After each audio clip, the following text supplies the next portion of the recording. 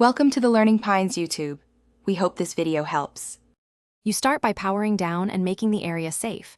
This prevents short circuits and data loss.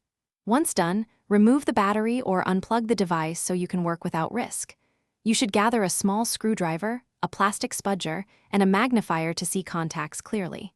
Make sure to photograph screw locations and cable positions for reassembly. This saves time and prevents mistakes.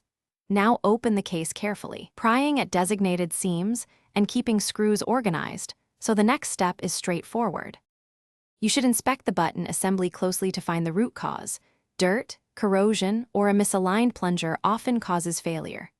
Once exposed, use 90% isopropyl alcohol on a cotton swab to clean contacts and the surrounding area. This restores conductivity and removes grime. If a spring or plastic retainer is out of place, realign it gently. Do not force brittle parts.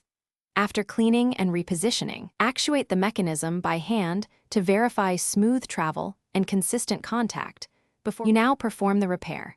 Replace the switch if contacts are damaged, or use a tiny drop of low-viscosity adhesive to fix cracked plastic that holds the plunger. Allow cure time.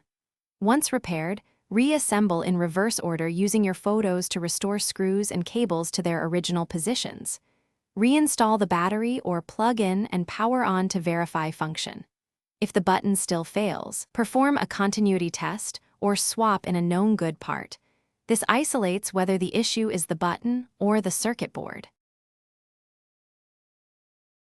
Thanks for watching. Consider subscribing if we helped you.